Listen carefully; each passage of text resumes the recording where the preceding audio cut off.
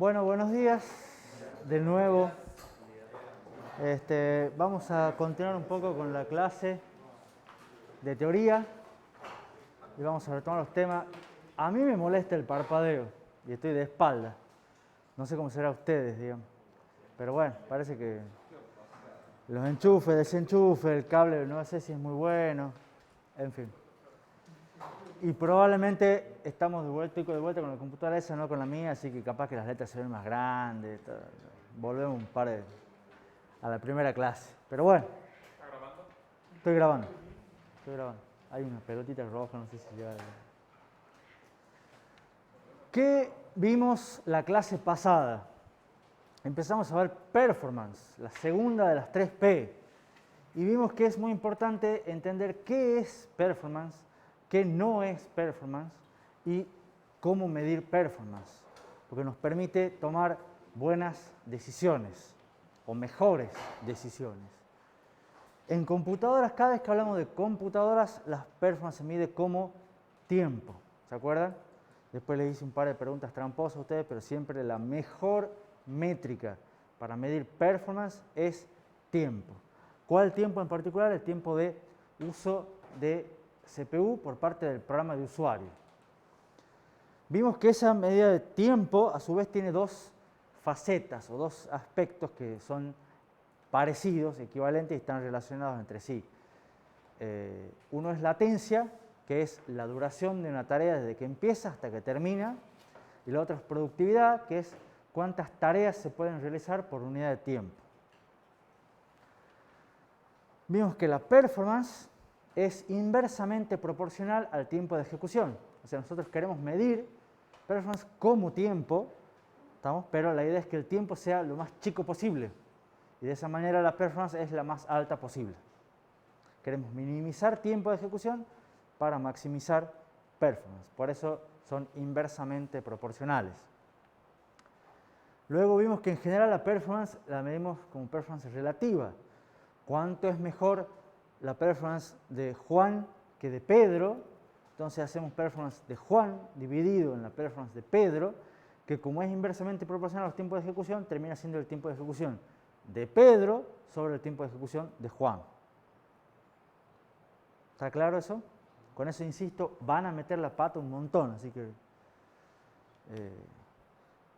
ustedes ahora me dicen que la entienden, bueno, espero que realmente la sigan haciendo el día de mañana. Luego vimos la ecuación fundamental número 1 de arquitectura de computadoras, que es cómo se calcula el tiempo de ejecución con tres variables. La cantidad de instrucciones dinámica, no estática, o sea, no las que ustedes escriben en el código, sino las que realmente se ejecutan. Eso se les llama instrucciones dinámicas, cuenta de instrucciones dinámicas. Eso multiplicado por el CPI. El CPI son los ciclos promedio por instrucción, que es más o menos cuántos ciclos demoran en promedio en ejecutarse las instrucciones que se ejecutan en la cantidad de instrucciones. Y T es la duración del ciclo, cuánto dura el periodo del ciclo. O sea, cuánto dura el ciclo, cuántos ciclos en promedio por instrucción, cuántas instrucciones, eso me da a la larga cuánto tiempo me demoro por programa. Vimos que como son distintos factores, hay distintas influencias que influyen en cada uno de ellos. O sea, si yo cambio el algoritmo, me influye en la cantidad dinámica de instrucciones, en la cuenta dinámica de instrucciones, me puede influir en el CPI también. Pero si cambio la tecnología, por hacer un procesador más rápido, cambio la frecuencia del micro, me influye en el periodo, no me influye en principio en lo otro.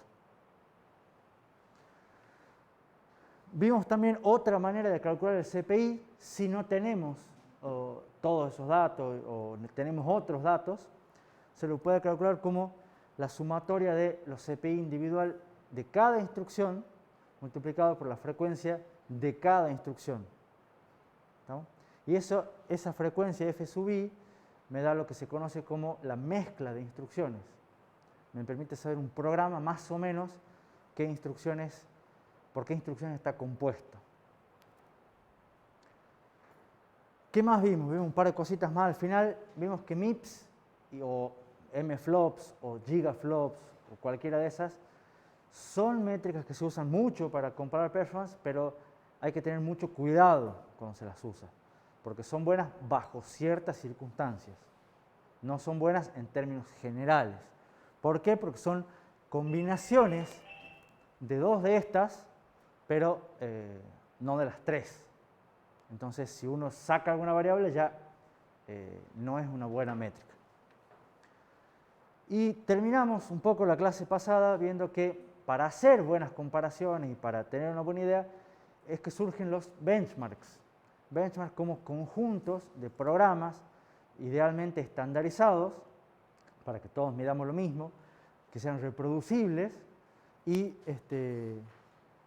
que de esa manera nos sirven para todos tener una misma plataforma de referencia para comparar. Les había mostrado una tablita con varios ejemplos, distintas características de distintos benchmarks. ¿Se acuerdan? Y el más popular a nivel serio es uno que se llama SPEC, que tiene muchas variantes. Y la pregunta que más o menos terminaba con la clase, que hemos terminado con la clase pasada es, ¿cuál es mejor? ¿Y se acuerdan cuál es la respuesta? Bien, depende de qué. Esto ya parece ensayado, digamos. Depende del uso que uno le quiera dar.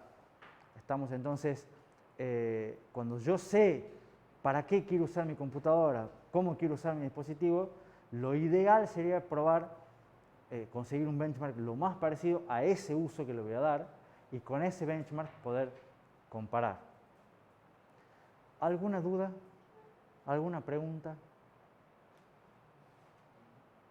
¿Avanzamos nomás con la clase, con los temas para hoy? Va. ¿Cómo debería ser, en base a todas las características que vemos un poquito de benchmark, cómo debería ser un benchmark ideal? Primero, gratis. Fundamental. ¿Por qué? ¿Por qué es fundamental? Porque al ser gratuito hace que esté al alcance de cualquiera. ¿Estamos?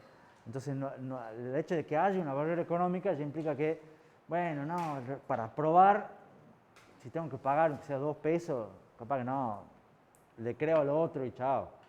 ¿Se entiende? En cambio, si es gratis, capaz que uno dice, no, bueno, no me cuesta nada, pruebo. Son un poco de tiempo nomás.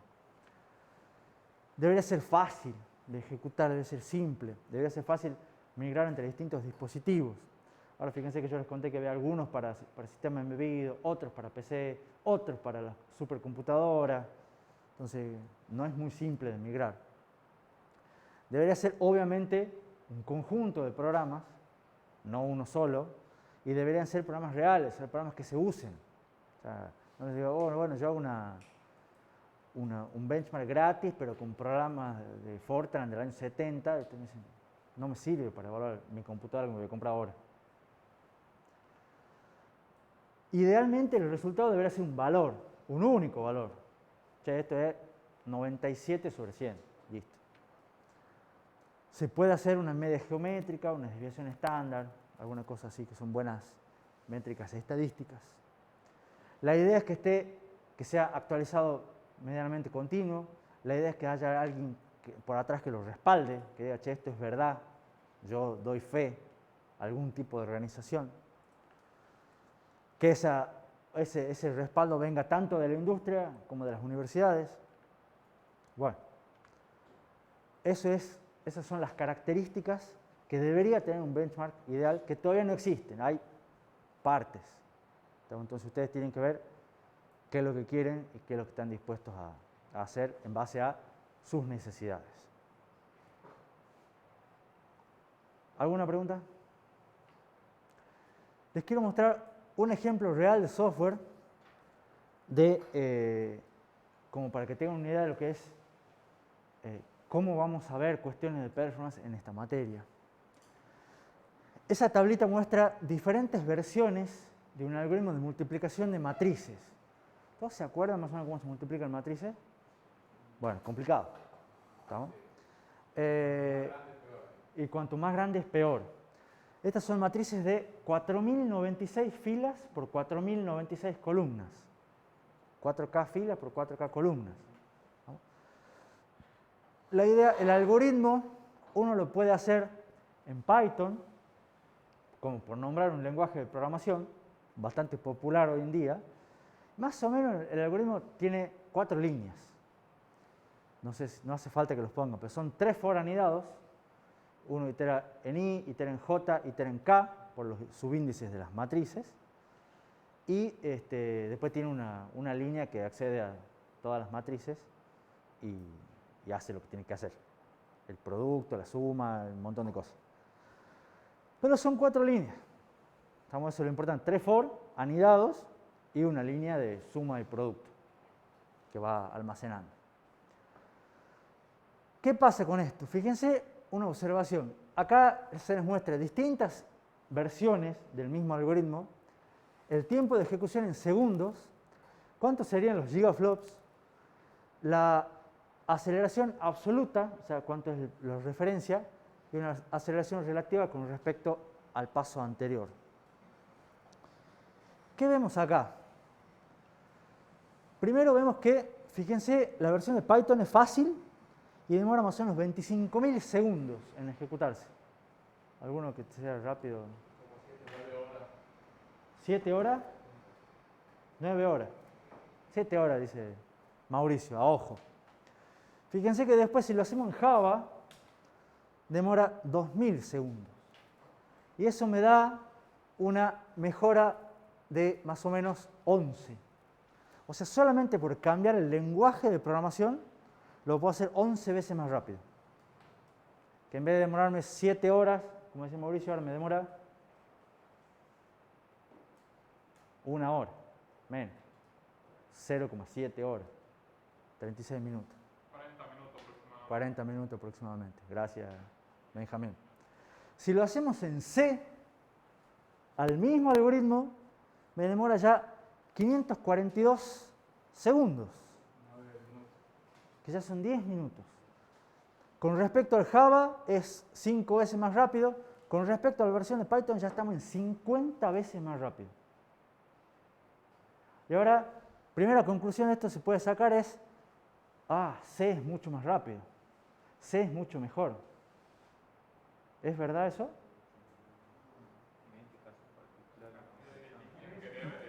Dice Fausto dice algo muy interesante, lo dijo muy bajito para que no lo escuchen, pero yo tengo el micrófono corbatero. Dice, en este caso particular es mejor. ¿Qué opinan ustedes? ¿Cuántas son las cantidades de líneas que hay que colocar? No sé. Por ahí, Benjamín hace otra observación. El código de Python, yo le dije a propósito que tenía 4 líneas. El código de C, capaz que sean más o menos las mismas 4 del núcleo, pero entre que el encabezado, que esto, que lo otro, que las matrices, C es más complicado. Todos ustedes ya han renegado. No sé si han renegado con Python, pero un poquito. Pero C es más complicado. ¿Cuál es la diferencia realmente entre Python y C? Que uno es tipado y otro no. Que uno es interpretado, sobre todo, Python es un lenguaje interpretado, C es un lenguaje compilado. Pero fíjense que ese pequeño detalle lo hace que sea 50 veces más rápido. ¿Estamos? La versión 1 es más fácil de programar, dice. Fíjense en la 4. La 4 agrega algunos lazos en paralelo. O sea, se empieza a hacer cosas en paralelo. Que me baja 70 segundos. El mismo coso de C.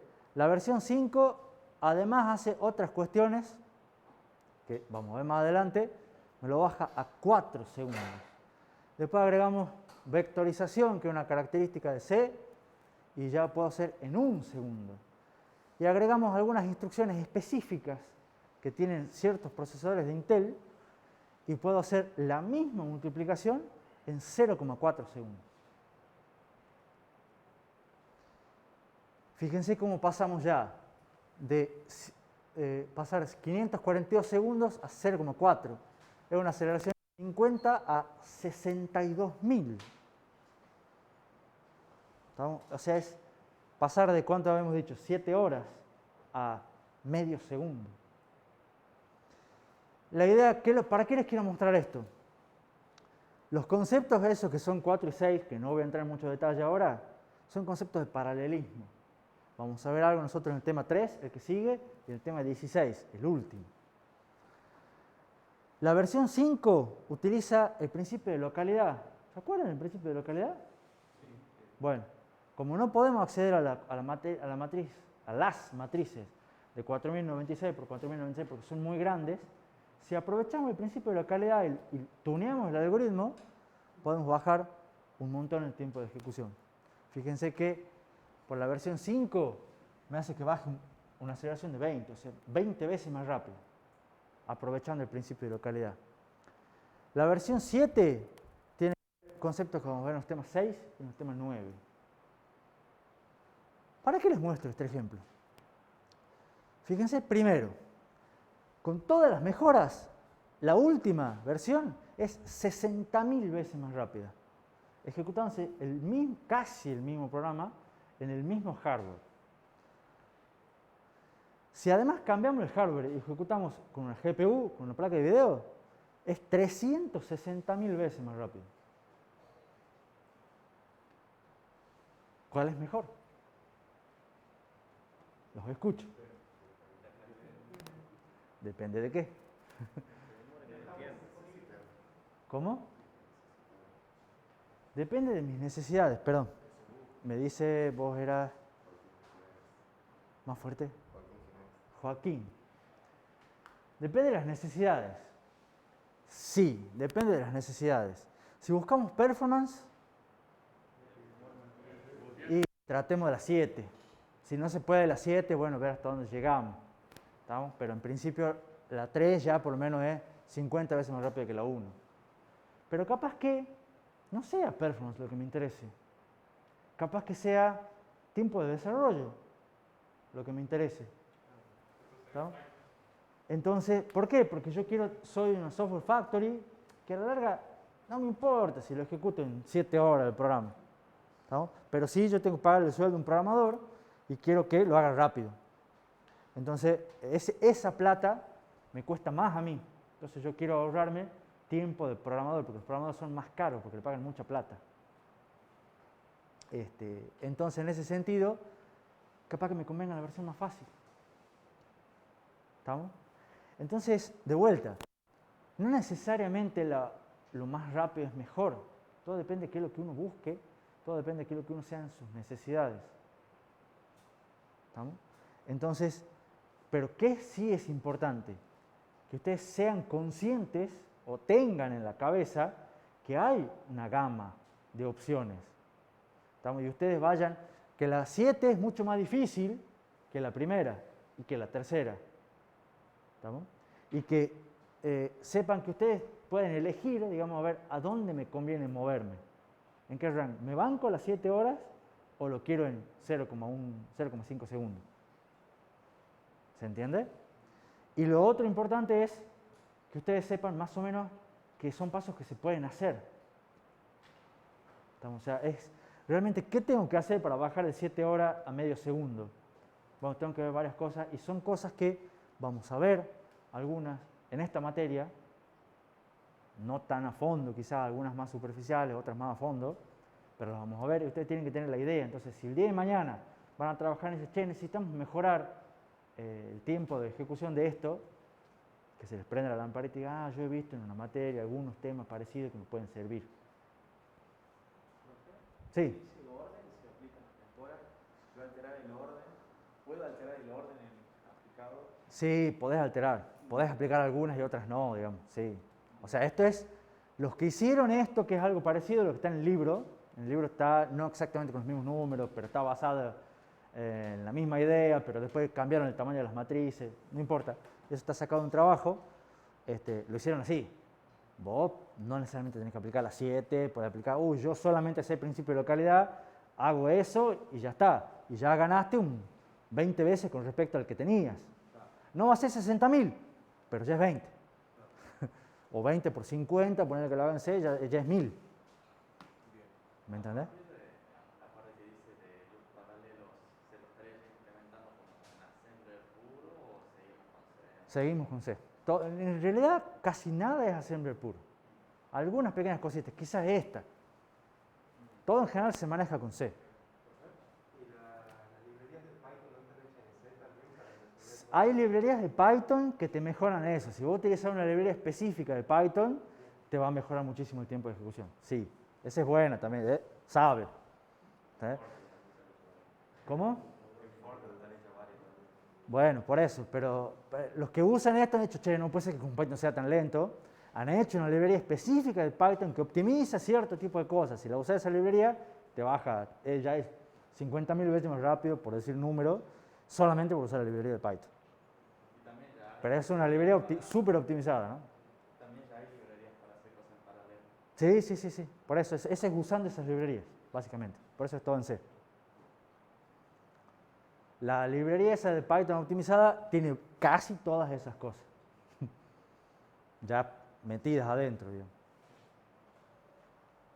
¿Alguna otra pregunta? No sé, con la librería le darían 0.41 segundos. No sé si en 0,41, pero capaz que lo haces en 2 segundos.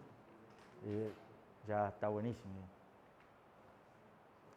Otra cosita que tiene que ver con performance. Este es algo importante que es lo que se conoce como la ley de Amdahl. Este es como la ley de Moore, parecido. Amdahl es otro personaje también de los años 60, hace 50 años, que dijo, se puso a pensar, che, pero si ustedes se ponen a mejorar cosas, no necesariamente van a obtener una gran mejora. Entonces, pero ¿por qué? Porque siempre va a haber una parte que no van a mejorar. Y esa parte que no mejoran te limita todo. Y resulta que tenía razón el tipo Amdahl, y a partir de ahí fue la ley de Amdahl, y limita, es una ley que sirve para limitar cualquier mejora de performance. ¿Estamos? ¿Qué es lo que dice? Que ustedes cuando van a aplicar una mejora, en realidad aplican una mejora sobre una cierta porción. Ustedes van a mejorar una parte del trabajo, una parte de la tarea. Y va a haber otra parte que no la tocan. ¿Estamos? Nunca es sobre el 100%. Entonces, como nunca es sobre el 100%, la parte que no mejoran los limita y los limita bastante. ¿Me explico? Después vamos a ver algunos ejemplos y demás. Entonces, la observación de Amdahl es que la mejora general es la suma de lo que no mejoraron, lo que no tocaron ustedes, más lo que sí tocaron dividido en el factor de mejora.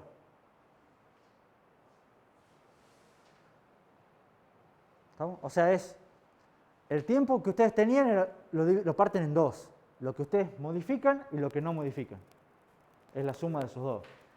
A lo que modifican lo dividen en el factor de mejora y a lo que no, no. ¿El TS sería Eso sería... el periodo de ciclo? No, es tiempo, sería una T chiquita.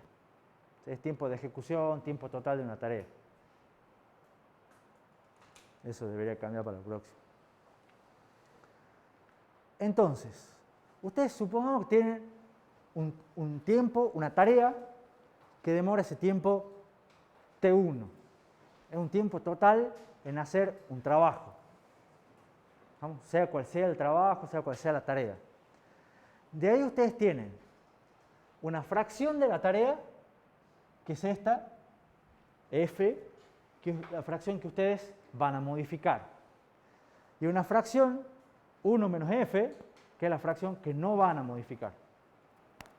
Entonces, ¿cuánto tiempo pasan haciendo esto? F por T1, y esto es 1 menos F por T1. ¿Me siguen hasta aquí? Entonces después, a esto, que es lo que ustedes van a mejorar, lo modifican en un factor P, que es un factor de mejora. Entonces, este tiempo va a ser más chiquito.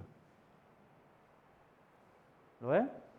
Pero ¿cuánto es la mejora total que ustedes hicieron en la tarea? ¿P? No.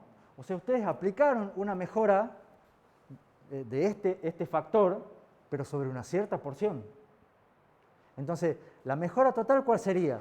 La suma de esto más esto dividido T1. O al revés, en realidad, porque este es más rápido. Entonces, el tiempo mejorado este TP, es, si usted es la suma de estos dos, saca un factor común T1 y queda T1 por 1 menos F más F sobre P.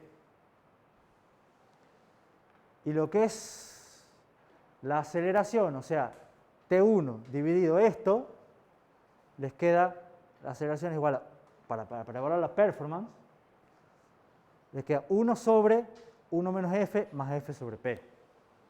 Y esa es la ecuación de aceleración de la ley de Amdahl. ¿Me siguieron todo el desarrollo? ¿Alguna pregunta? Entonces, ¿qué es lo que les quiere decir esto? Que si ustedes ponen un P muy grande y ustedes dicen, voy a hacer algo que me va a mejorar, o ustedes están jugando al Elden Ring, ¿estamos? Y deciden, che, resulta que me anda lento, no sé qué cosa, porque me demora T1. Y ustedes dicen, ya sé, voy a hacer y le voy a poner más RAM, o le voy a poner una RAM más rápida, supongamos.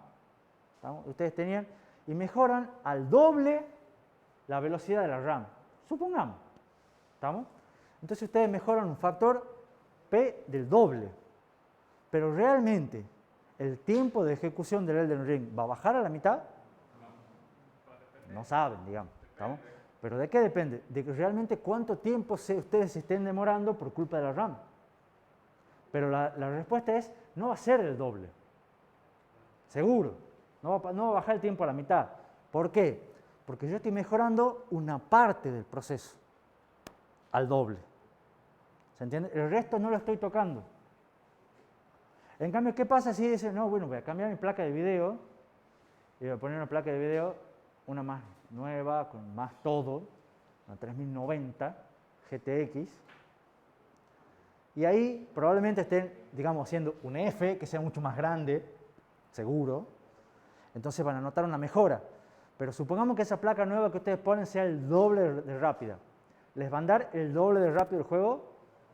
No, casi el doble, pero no el doble, porque siempre va a haber una fracción que no están modificando. ¿Se entiende? Y se calcula con esta fórmula, donde lo importante es la fracción que no mejoran, o sea, la mejora del F, la que no mejoran es 1 menos F, y el factor de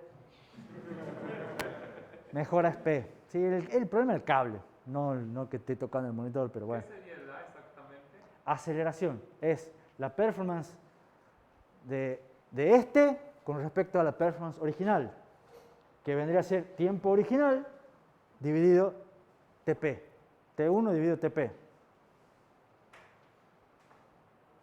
hay formas como de determinar de acá perfecto y acá no? Sí, a veces se puede hacer fácil y otras veces no, pero la idea justamente es tratar de identificar qué vale la pena mejorar.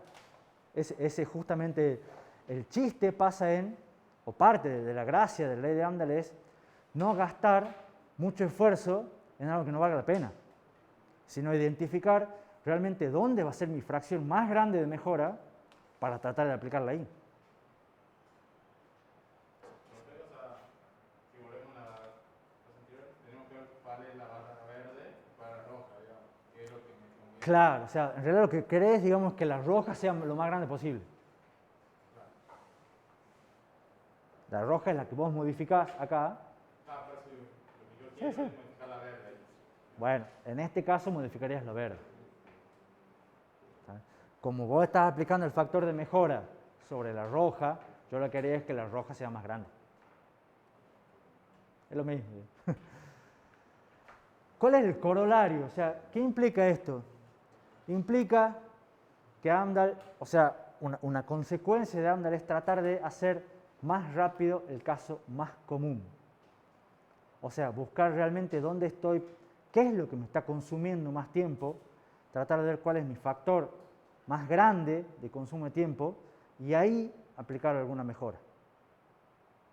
Si ustedes recuerdan un par de ejemplos que habíamos visto antes cuando calculábamos CPI, una tablita con la cantidad de instrucciones, la que más tiempo me consumía eran las aritméticas. Entonces ahí convenía aplicar una mejora. ¿Se acuerdan que habíamos visto? Sí. Es parte de la misma idea de esta. Es analizar dónde tengo yo mi problema de mayor consumo de tiempo para ahí voy a tener mi mayor fracción, mi mayor f, y ahí voy a tratar de aplicar la mejora, porque de esa manera voy a tener un mayor impacto en general.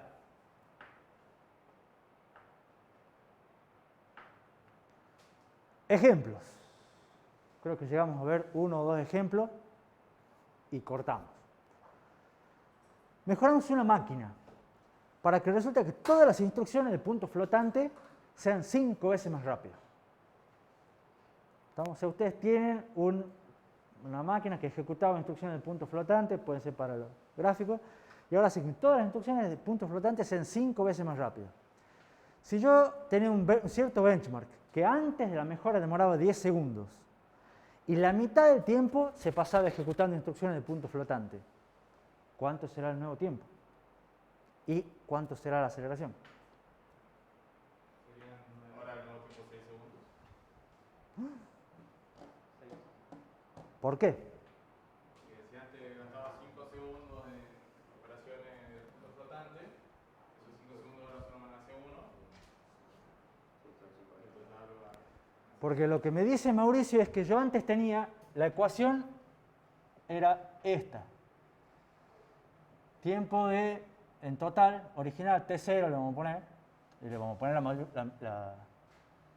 la minúscula, era tiempo de otras instrucciones más tiempo de punto flotante. ¿Estamos todos de acuerdo? Esto era 10 segundos y decía que la mitad del tiempo, entonces yo tenía 5 segundos acá y 5 segundos acá. Pero me dice que ahora, con la mejora, yo a esto lo hago 5 veces más rápido. Entonces mi nuevo tiempo va a ser estos mismos 5 segundos que no modifiqué, más 5 segundos sobre 5. Que esta es la ecuación que habíamos visto antes, que era TP igual el tiempo sin mejora, vamos a poner la T chiquita, sin mejora más el tiempo con la mejora dividido en el factor P. Y esto me da 6 segundos. Entonces, fíjense, han mejorado 5 veces una cosa, pero en realidad bajan de 10 a 6. ¿Cuánto es la aceleración? 1,6 periodos. La performance es el tiempo viejo, performance, o la aceleración. En realidad, la aceleración es performance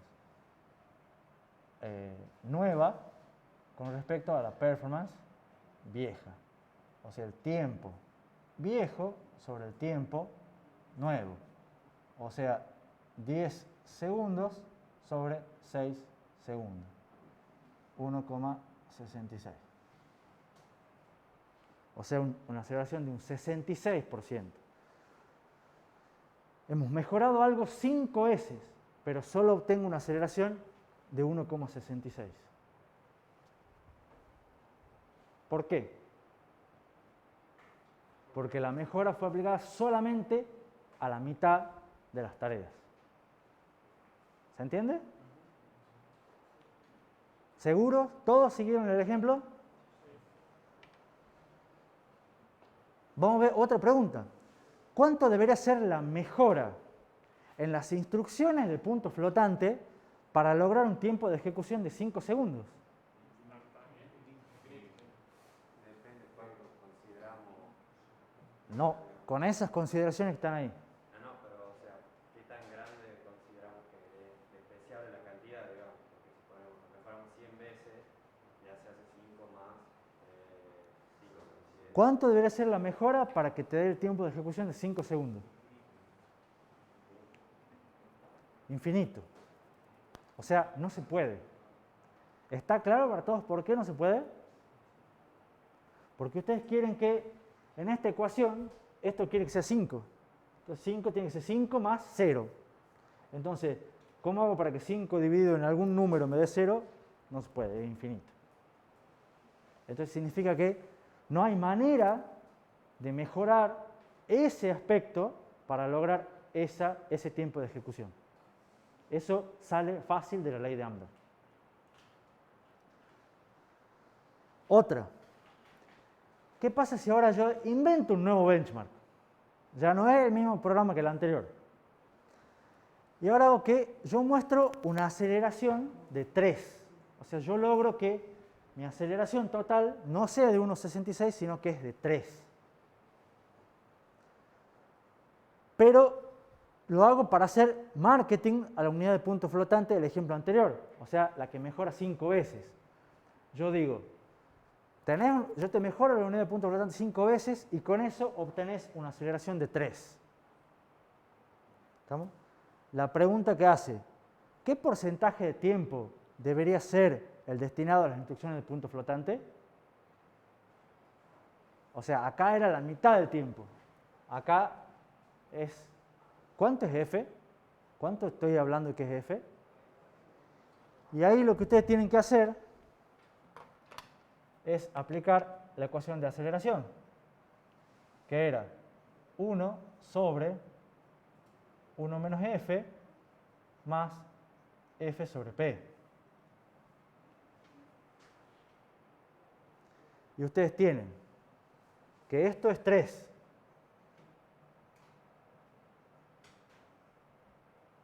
Uno menos F más F sobre 5.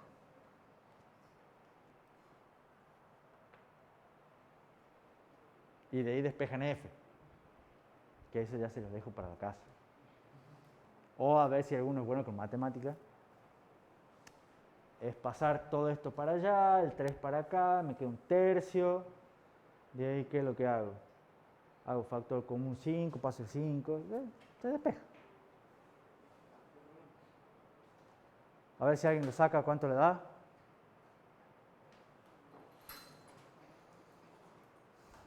F tiene que ser un número entre 0 y 1, ¿no? Por las dudas, si les da 87, no da. ¿Se llega a ver lo que está más atrás? Tendría que escribir más arriba, pero como soy medio petizo.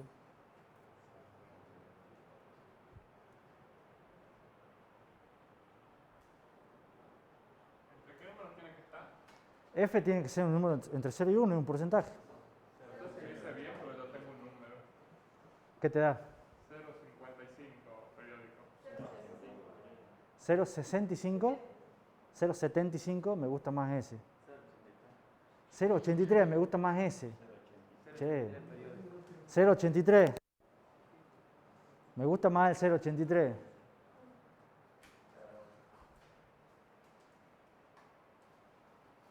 Sí, 0,83 más. 0,83. Bueno, cerramos en. Esto da aproximadamente 0,83. ¿Qué significa esto? Que yo, en realidad, para poder obtener una aceleración de 3, no tenía que aplicar esto a la mitad, 50%, sino al 83%. Yo tenía que decir, ese nuevo benchmark tiene el 83% del tiempo utilizando instrucciones de punto flotante. Y solamente un 17% el resto. Entonces es como que hubiera agrandado mi barrita roja. ¿Se entiende? Amdahl se los vamos a dar en el práctico, probablemente también en el parcial, porque a la larga, por más que sea un par de fórmulas difíciles de despejar, todo lo demás después se pueden hacer en los machetes y le quedan fáciles, son muy útiles conceptualmente. ¿Por qué? Porque yo les voy a preguntar cuestiones de, che, hagan este cambio, hagan esta mejora. ¿Cuánto les da? Ah, me mejora un 10%.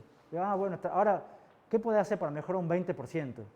Y ustedes se pueden rebanar la cabeza pensando ideas, cuando en realidad, capaz que es una cuestión de decir, no se puede, por Amdahl. ¿Estamos? Entonces, siempre va a estar esa limitación de tengan en cuenta qué es lo que están modificando y cuánto, porque a veces no se va a poder. ¿no? Y tengan en cuenta a dónde vale la pena ajustar. Y yo diría que cortemos acá. Ya dejamos la tercera P para el viernes a las 8. ¿Alguna pregunta? ¿Nada? Perfecto.